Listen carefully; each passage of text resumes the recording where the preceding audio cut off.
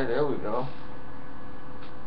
So a fan asked me, like, why boxing isn't like baseball and basketball, and why they don't have a union in boxing, since it's so obvious that's what boxing needs, is a union, so that the retired fighters would all get like pensions and retirement plans, and they wouldn't have to go broke and poor. The reason why it's not happening is not because the promoters are too greedy. It's the fact that there's a lot of other issues are involved. Who's to say? And boxing is so over the place because you don't have one company running it. Like the NBA, it's its own entity, so they can have a union govern that company. Like the UFC, they can have a union. It would work for that. Boxing is so many companies. There's no one entity around the sport. Like the NFL, they have the NFL. That's it. You know, that one entity would be ran, didn't have the union because they have one company where all the teams are in one big bubble.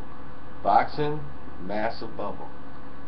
That means a lot of strikes, a lot of court dates, a lot of money being spent outside of the ring. So it's not just a money issue, it's a time issue. And for the fans, it's a fight issue. You wouldn't be seeing some of these fights that are taking place because everybody would have been in court running in there and saying that, well, this guy got this when he went to court, I got to get that when I go to court. I want out of my contract in 1 week. I don't care what I said the week prior. You know you would have that. So let's not even entertain that factor. I want to say something. I am extremely exhausted. I've been up 16, going on 17 straight hours, and I gotta get ready to leave here soon anyway. And then I gotta come back, just going for a half hour or so. But just let you know what kind of dedication I have to what I do. And don't forget, go to Boxing Socialist YouTube page. You got videos and interviews of boxers, trainers, and all these fights that's been taking place. Sean's been doing an excellent job recording them and giving the interviews. And that's free. It's on YouTube. You go right on the Boxing Socialist YouTube page, and there it is. You got all these interviews, classic interviews. And you get information that you didn't probably knew existed. Then on the website, we got further information. You know, then I just basically do this just because, you know, YouTube want to give me gas money. So I appreciate it. Thank you. And we are now the #2 boxing website in the United States of America. I appreciate that too. And a lot of people are going to think like we're lying. We are not lying. We're #2 in the United States. Only boxing scene is ahead of us. I'm thinking, no, I think we got Fight News beat in the United States. I might be wrong. I'll go back and check, but we are, I think, 2. And that's all because of the fans. I like to appreciate, I like to show my appreciation. Excuse me, I'm exhausted. But I like to show my appreciation to all of you guys for what y'all do. So, let me see if we got some more questions in here for y'all.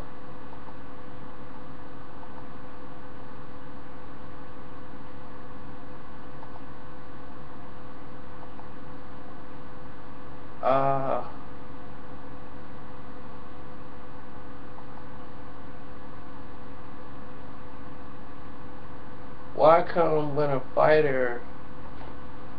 Okay, I'm trying to understand your question. It seems to be a typo, but what is it saying is, well, what you're trying to say, I guess, is why does when certain fighters get tired in the ring, a lot of them don't hold and their activity drop because they're tired? It's just like running a race. I mean, you get tired. So I appreciate the question, but I don't think I get what you're saying. I mean, if you mean why they get tired, probably because of what the other person's doing to them. I don't know. So I tried to answer your question the best I could. what do I think about Mikey Garcia? Mikey Garcia is incredible, incredible talent, very sound boxer. You know, he fights more like how his father would, more than what Robert would teach him how to fight like. But they know how Robert's style is. He waits on a open shot, a pretty shot, and he takes it. He's a good fighter. He's getting better too. His confidence is growing. I like that. Let's go to the next one.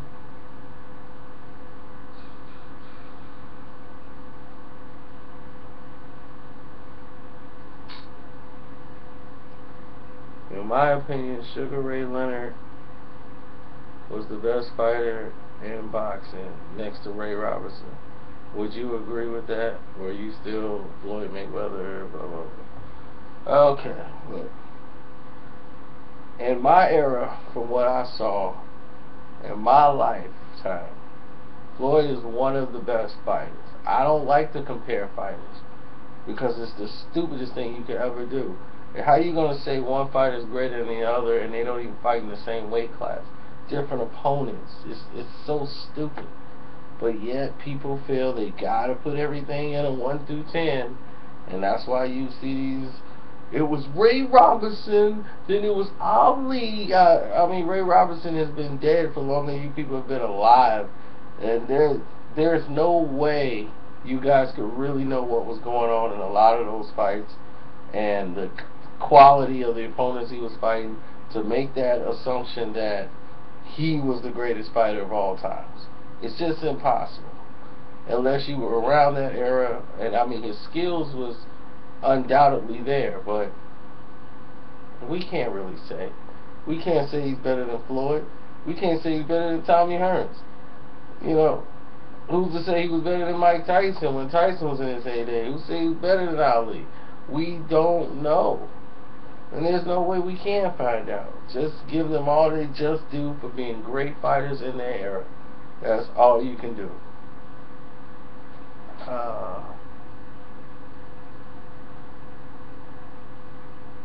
Why is boxing socialist orange and black? Oh, that's the colors we picked. I think we had a red and black, if I'm not mistaken, and orange and black when we first made the changes. Because we started off, it was just a blue and white. It used to be so white and bright. That's why we made it dark. Because it was so everybody's website was the same. We wanted to be different. And how many websites you know use red and black? How many you know use orange? None of them. I said I wanted to go with orange and black, and we've been with orange and black ever since. I think it was red and black and orange and black. And we went with orange and black and never looked back.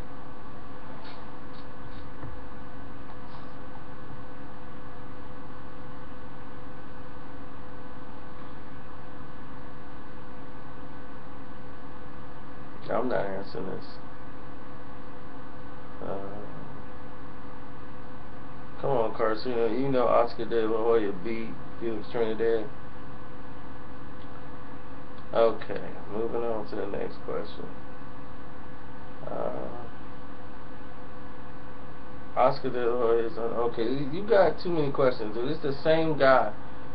Oscar De La Hoya won this and this and that. I saw your video. Blah, blah, blah.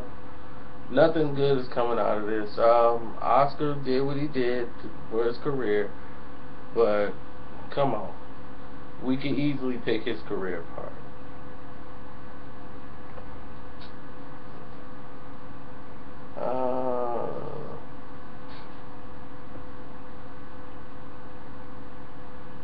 I always wanted to see Paul the Punisher Williams crush Mayweather. Your boy Mayweather is a pussy. Okay. Why he was scared to fight Miguel Cotto and he was scared to fight Paul Williams? Why you can't explain that to me? What was the reason for not fighting them two? I give him a pass on Margarito because of the hand wraps. But what was his excuse for not fighting those guys in their prime? He beat up an old Miguel Cotto. Okay. Paul Williams, Miguel Cotto is what you want to know about. Paul Williams in 2006, when Floyd Mayweather was fighting, um, who was he fighting? Baldwin for the welterweight championship. What's his name was on the undercard. He was one of the opening fights on HBO. Paul Williams. Opening fight now, just getting started. And what did he do? What did Floyd do after Bowlemere? Oh my God, De La Hoya, Hatton, and then a retirement. Then he came back and it was Marquez, Mosley. Where was Paul Williams in this equation? Was Paul Williams still winning fights, or was he losing fights to Quintana? Yeah, I think he was losing fights to Quintana. Then he wasn't looking pretty in his fights, and he was building himself up. But really, the only reason y'all pick Paul Williams is because Paul Williams is tall and lanky, and he did not look fundamentally sound. I mean, Sugar Ray Hearns all over again. I heard that 1,000 times of Paul Williams. He was not Thomas Hearns. That was an insult. Next question, Miguel Cotto. This is a two-part question you had. Miguel Cotto never asked for a fight with Floyd Mayweather, nor was it ever presented to him. Floyd has offered to fight him plenty of times, and Top Rank didn't want to do that fight. So please just do your research.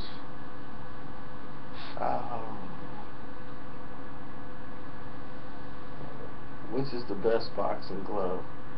Cleto Reyes, Grants. We need to know. Everlast glove. Which glove would you use? Jesus. It all depends on the fighter, man. The fighter has to be comfortable at the end of the day. He's the one that's got to go in the ring. He's the one that's got to believe it. So if he's not comfortable, he doesn't have the gloves or something that's going to make him take his focus off of the fight, then you have a problem on your hands. So whatever the fighter wants should be the final say. It is hard to say who gloves are the best because everybody's hands are different. Everybody has a whole different level of what comfort is. The Cleto Reyes has a lot of cushion, and on certain areas it's different than a lot of gloves. It's cushioned. It's a puncher's glove, but it's cushioned different than a lot of gloves. So a lot of people like it. The winning gloves are all extra padded in the front to protect your knuckles. So majority of the padding is going around the upper knuckles. So the boxing glove will look bigger, but it's actually the same amount of ounces as a regular glove. It's just that the cushion has been put mostly in front instead of the wrist or the back of the hand. The Everlast glove is they have 5 different styles.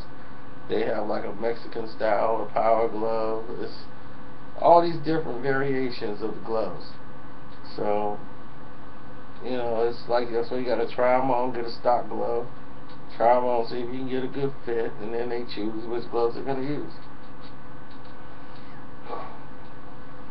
Okay, I gotta get ready for this conference call in the UK, so you know, over there it's like 8 in the morning, and here it's, you know, 4 in the morning. We gotta do what we gotta do. So, thank you guys for hanging out. I tried to answer as many as possible, but I'm done. Good night.